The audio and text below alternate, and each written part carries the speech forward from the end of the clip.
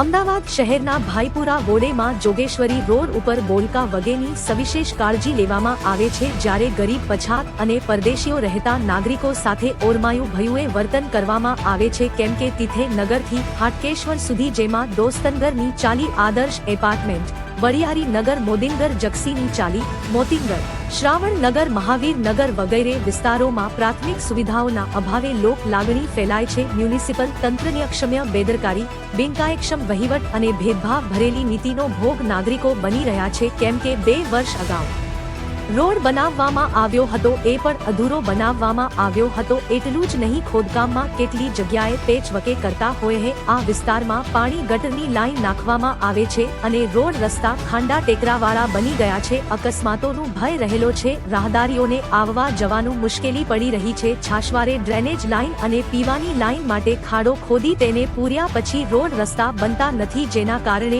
વાહન ચાલકો અને 108 ને પણ ભારે મુશ્કેલીઓ સહન કરવો પડે છે. આ અંગે સ્થાનિક નાગરિકો એ પૂર્વ મ્યુનિસિપલ કાઉન્સિલર શ્રી જ્યોર્જ ડાયસને, સામાજિક કાર્યકર્તા શ્રી દિનેશ રાજપૂતની આગેવાની હેઠળ ભાઈપુરા વોડેમાં જોગેશ્વરી રોડ પાણીની ટાંકી પાસે તીવ્ર આક્રોશ સાથે નાગરિકો એ વિરોધ પ્રદર્શન યોજ્યો હતો, જેમાં નાગરિક અગ્રણીઓ સર્વશ્રી જ્યોર્જ ડાયસ, દિનેશ રાજપૂત, રમીન્દ્રસિંહ બગ્ગા, યશ ચૌધરી, મહેન્દ્ર પરમાર, જીતેન્દ્ર રાજપૂત વગેરે મોટી સંખ્યામાં ઉપસ્થિત રહ્યા હતા અને તાત્કાલિક અસરથી પ્રાથમિક સુવિધાઓ આપવા માંગ કરવામાં આવી હતી. જો તેમ કરવામાં નહીં આવે તો ઉગ્ર આંદોલનની ચીમકી ઉચ્ચારી છે.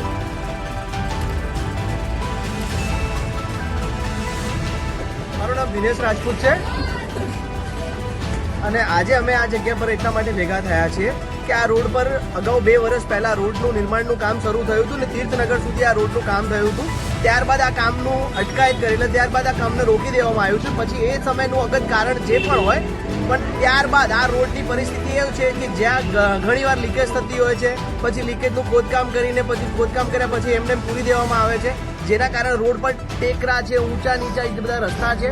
તો અમારી માંગણી આ છે કે આ રોડ રસ્તાના લીકેજના તકલીફોને દૂર કરે અને જે પ્રકારે આગળ સારા રોડ બનાવીને આદિત્યનગરથી વંડર પોઈન્ટ જતા સારા જે રોડનું નિર્માણ થયું છે, એ પ્રકારનો જ રોડ તીર્થનગરથી આ સાઈડ ગોપાલનગરના લોકોને પણ એ પ્રકારનો રોડ આપવામાં આવે છે. આ અમારી માંગણી છે, જેના કારણે દરરોજ ભીડના કારણે, રોડ રસ્તાના ખાડાના કારણે 108 ને આવતા જતા ઘણી તકલીફો પડતી હોય છે. પ્લસ બમ્પના કારણે ખાડાના કારણે લોકો પોતાના બાળકોની સ્કૂલ લઈ જતા વખતે ખાડામાં પડતા, ગાડી પરથી પડતા હોય, બચ્ચાઓને વાગતું હોય છે. તો આ બધી સમસ્યા છે. તો આવી ભેદભાવની નીતિ બંધ કરે અને જે પ્રકારે આગળ સગવડો આપે છે એ પ્રકારની સગવડ આ સાઈડ બી મળવી જોઈએ. આ સાઈડ મધ્યમ વર્ગ અને પછાત વર્ગના લોકો રહે છે, તો એમની સાથે આ ભેદભાવની નીતિ ના રમે.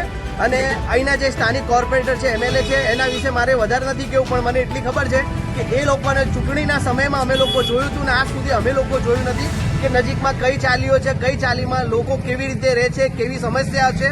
સ્ટ્રીટ લાઇટો બંધ છે, રાતે જતી વખતે રસ્તાઓની તકલીફ છે, ખાડા છે, ટેકરા છે. તો આ બધી સમસ્યા અમે કોને કહેવા જઈએ? તો આ અમારી માંગણી છે. જો આ અમારી માંગણીને સંતોષવામાં પૂરી કરવામાં નહીં આવે તો અગાઉ પણ